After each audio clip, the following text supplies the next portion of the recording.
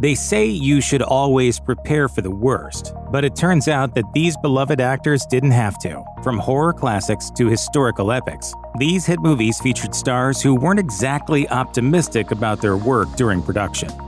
Boogie Nights was seen by many as a comeback movie for Burt Reynolds. The peak of his fame was already long behind him, and he had spent much of the 90s in forgettable, if not outright embarrassing films. For the first time in a good number of years, he was getting praise for his acting, and he would go on to win a Golden Globe and be nominated for an Oscar for his performance as adult filmmaker Jack Horner. Surely, Reynolds appreciated what Boogie Nights did for his career, right? Not even close. Reynolds famously bashed the film every chance he got and continued to express regret for his involvement as recently as 2015, 18 years after the movie's release and just 3 years before his death. The veteran actor claimed that he didn't even want to do the movie in the first place and said that he had turned it down 7 times before finally giving in. Reynolds also said that he hated working with writer and director Paul Thomas Anderson, so much so that he had to be physically held back from assaulting the filmmaker. If that wasn't enough, Reynolds just wasn't impressed with the movie or its subject matter, and he didn't see how anyone else possibly could be. You wanted to hit the director, Paul Thomas Anderson. You wanted to hit him in the face. No, I didn't want to hit him in the face. I just wanted to hit him. The 2007 movie 300 was arguably the breakout project for both its director and its lead actor. Zack Snyder had received acclaim for his Dawn of the Dead remake, but it was with 300 that he truly established the filmmaking style that would follow him for much of his career to come. As for Gerard Butler, Leonidas was far from his first film role, but it was his first huge hit as the top-billed player. When looking back at the film in an interview with The Hollywood Reporter, Butler revealed that he and Snyder connected immediately during their first meeting and were mutually excited to work together. But once the actor got on set, it was a different story. 300 was filmed entirely in front of blue screens, with its backgrounds filled in digitally during post-production, something much more common now than it was at the time. It was certainly a new experience for Butler, and he had a lot of trouble envisioning what the final product would actually look like as a result. While watching an actor reacting to a burning village while simply pointing at a blue screen, he couldn't help but think, oh my god, this movie's going to suck. Once Butler saw the finished film with the added effects, however, he was blown away, and thankfully for both him and Snyder, audiences were too. Friday the 13th bad guy Jason Voorhees has become an icon of the horror genre, the hockey mask-covered face of the long-running franchise. He's appeared in everything from comics to a Mortal Kombat game, but he wasn't the bad guy in the first Friday. Most of the killing in the 1980 slasher movie was done by Jason's mother, Pamela, who was played by the late Betsy Palmer. Palmer once admitted that the only reason she appeared in the film was because she needed a new car, and she had her eye on a Volkswagen Scirocco. As soon as she realized that she would be portraying the villain in a low-budget horror flick, Palmer assumed that the happenings at Camp Crystal Lake would come and go without much fanfare, as she admitted. So the script came, and I read it and said, what a piece of shit. No one is ever going to see this. It will come, and it will go, and I will have my Scirocco. Instead, Friday the 13th was a smash hit, turning Pamela Voorhees and her son into horror icons. Don't let her get away, Mommy. Don't let her live. I won't, Jason. I won't.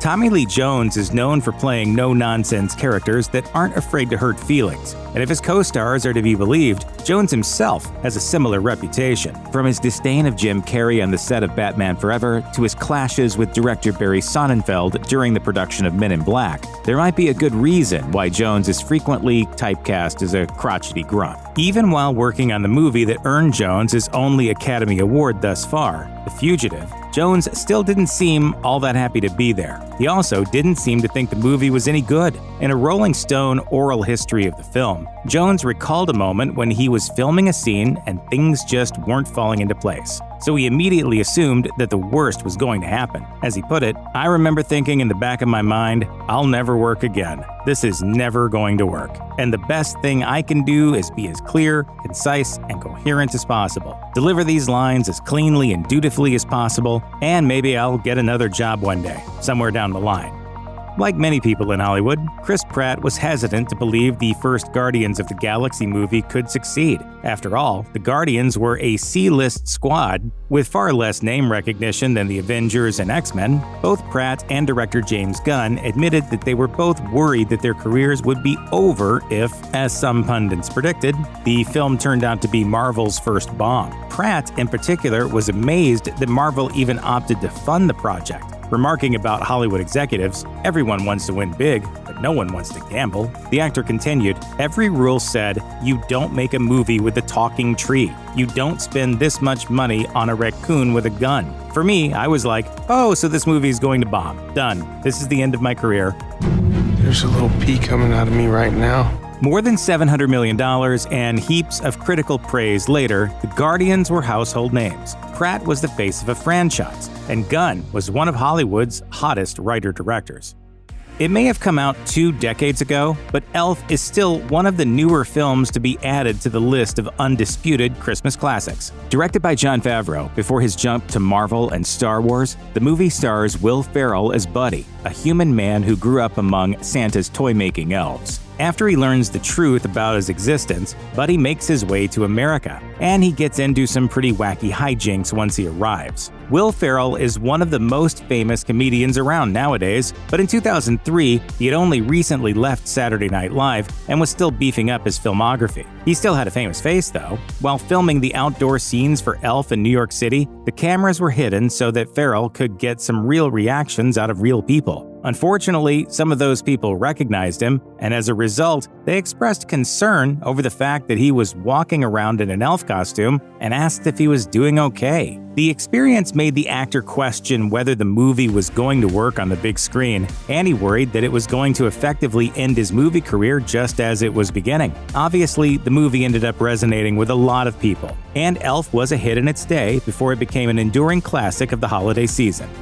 Richard Dreyfuss was fortunate enough to star in several undeniably classic films fairly early in his career, as he ended up on the radars of future icons George Lucas and Steven Spielberg early in their respective Hollywood journeys. American Graffiti ended up being Dreyfuss's first big role, and he added both Jaws and Close Encounters of the Third Kind to his resume before the end of the 1970s. With Jaws, Dreyfuss got to be part of the movie that is often said to have invented the very concept of the summer blockbuster, and everyone involved seemed to understand that it was something special. Everyone, it seems, except for Dreyfuss. In a career retrospective he did for Yahoo, Dreyfuss said of the vibe on the Jaws set, "Everyone had thought they had struck gold, and I said, what are you talking about? It's just a little movie." So when the film was released, I found myself going back to the talk shows and saying, I'm the guy who didn't believe in it. He couldn't have been more wrong. Jaws was so big that it set new standards for what it means for a movie to be big. Bill Murray voicing the main character in 2004's Garfield the movie felt like a full-circle moment for many fans. Garfield's voice from 1982 to 2001 was an actor named Lorenzo Music, and he also played Peter Venkman in the cartoon The Real Ghostbusters. Since Music died in 2001, he couldn't voice the live-action Garfield, so who better to step in than the original live-action Peter Venkman? Still, nostalgia wasn't the reason Murray signed on to voice everyone's favorite lasagna-loving fat cat. When he saw that the movie was co-written by Joel Coen, he jumped at the chance to work with one of the esteemed Coen brothers, who proved their comedy chops with Raising Arizona and The Big Lebowski. As Murray was recording his lines, he was shocked at how bad he thought they were, but he stuck with it and tried to make the best of it. When things didn't improve, he asked to watch back the scenes that had already been cut together, and he remarked out loud, "Who the hell cut this thing? Who did this? What the f*** was Coen thinking?" That's when someone informed Murray that it wasn't the Oscar winner Joel Coen who had worked on Garfield, but Joel Coen, with an H. At that point, he was too deep to back out, so he finished the job on what ended up being a box office hit. So do you have any regrets? Garfield, maybe?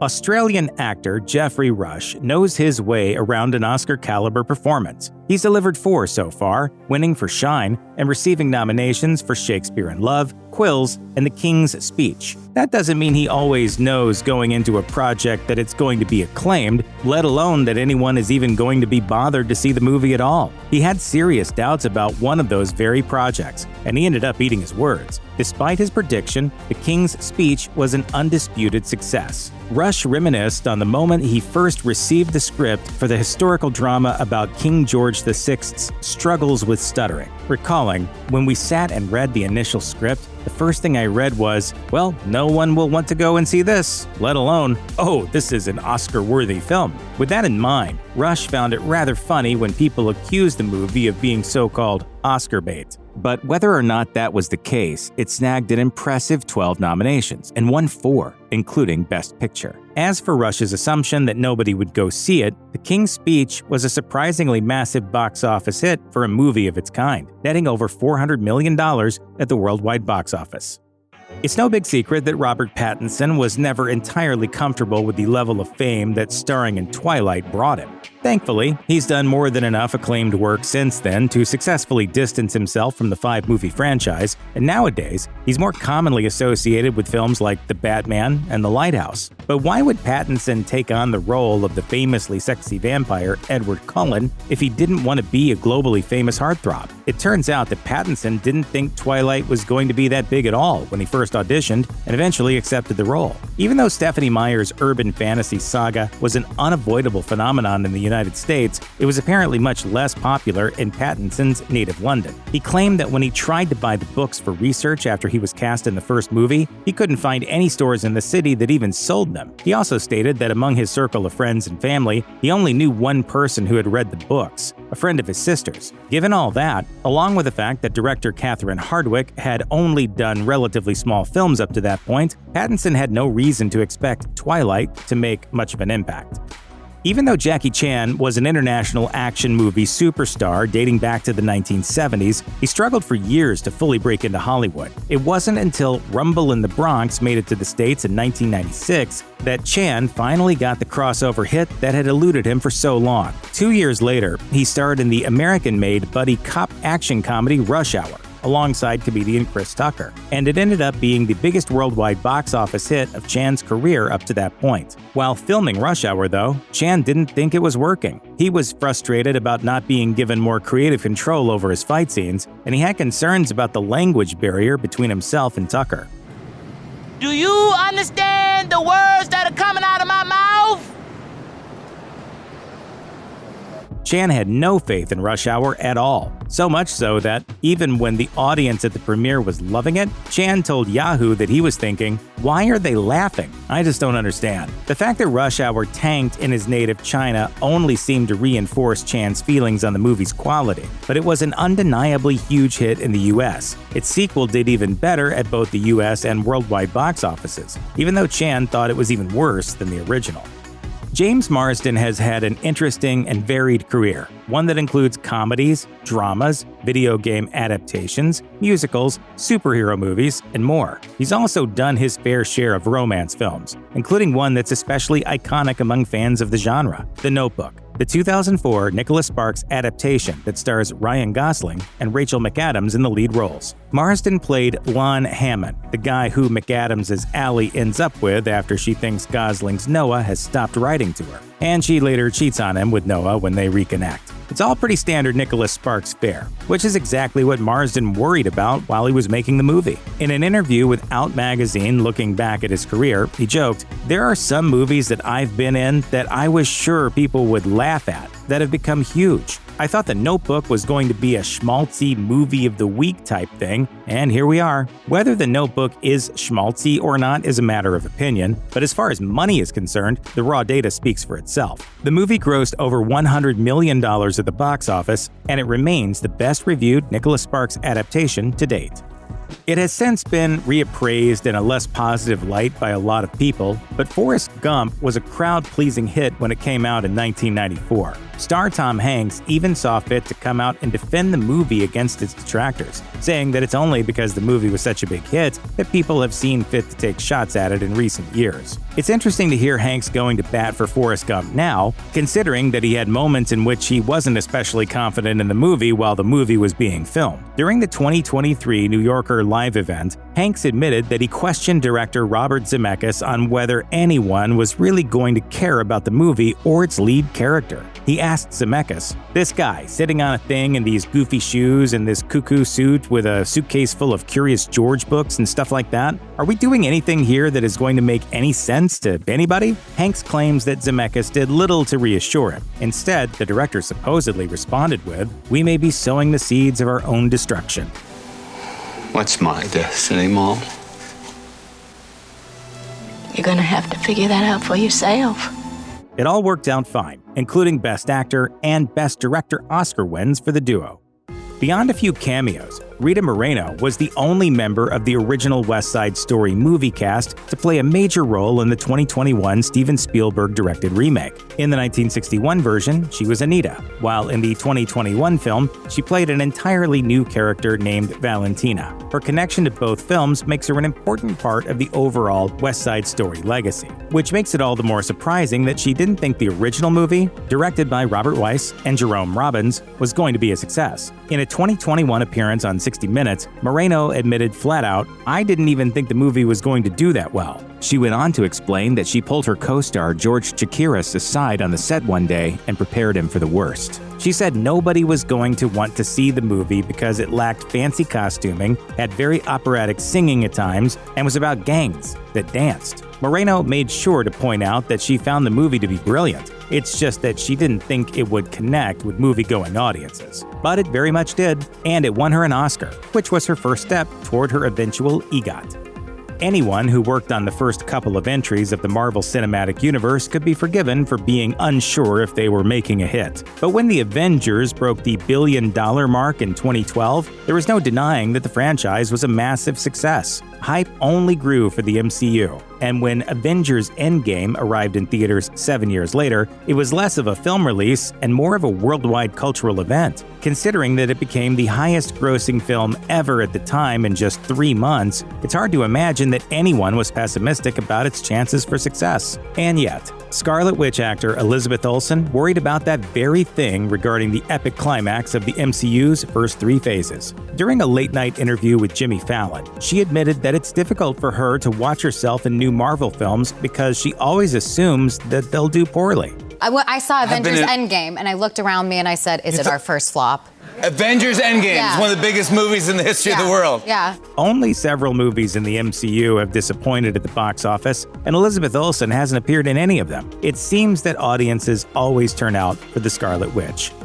With near universal acclaim and hundreds of millions of dollars made at the box office, it ranks among the most critically and commercially successful horror movies ever made. That came as a huge relief to actor Bill Skarsgård, who was convinced something would go wrong during production. He admitted in an interview with Variety, "I just felt like something really terrible was going to happen to me personally. Things just seemed to be going too well." Even when the film was projected to wildly surpass the studio's most conservative estimates of success based on early reviews, Skarsgård still apparently managed to convince himself something would come along and undo it all. Nothing particularly awful ended up happening, and even though It Chapter 2 didn't quite live up to the expectations set by the first film, the 2 movies brought in over $1 billion in total. Now all that's left is for the world to decide whether Skarsgård is a scary-looking hot guy, a hot-looking scary guy, or something in between.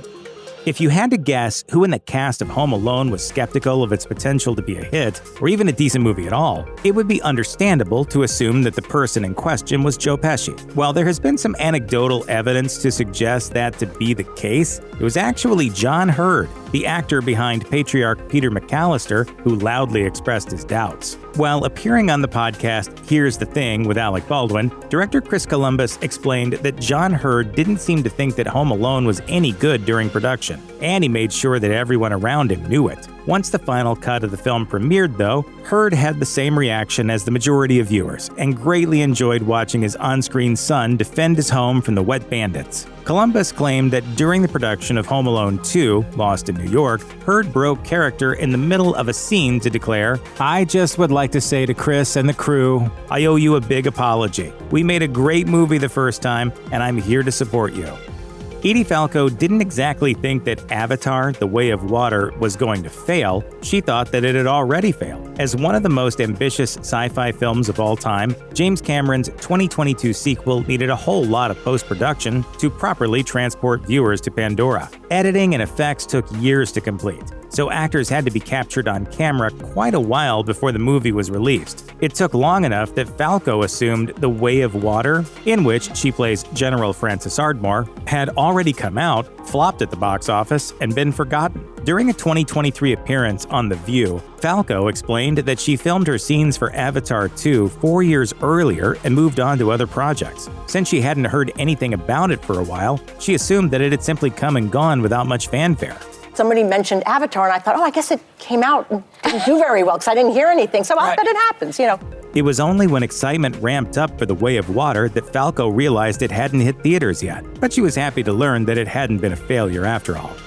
Nobody could have predicted back in 1939 that Gone with the Wind was going to be discussed and held aloft as an all-time classic film nearly a century later. Of course, the people making it must have at least known they were making a good movie, right? Well, certainly some of the cast and crew did, but that list doesn't include Vivien Leigh, who played Scarlett O'Hara in the historical romance epic. In letters discovered by The Hollywood Reporter between Leigh and her second husband, Laurence Olivier, neither actor had high hopes for Gone with the Wind, and Olivier even worried about the damage it was going to do to Leigh's still-rising career. Olivier wrote to Leigh, "You have got to justify yourself in the next 2 or 3 films, or even 2 or 3 years, by proving that the presumable failure of Gone with the Wind was not your fault, and you can only do that by being really good in the following parts." Before a single review was released in the papers, the couple were already planning Leigh's career comeback after how badly Gone with the Wind was apparently going to humiliate her. Instead, she ended up winning her first of 2 Oscars for her work in the film, which is the highest-grossing movie of all time by a fairly wide margin if you adjust for inflation.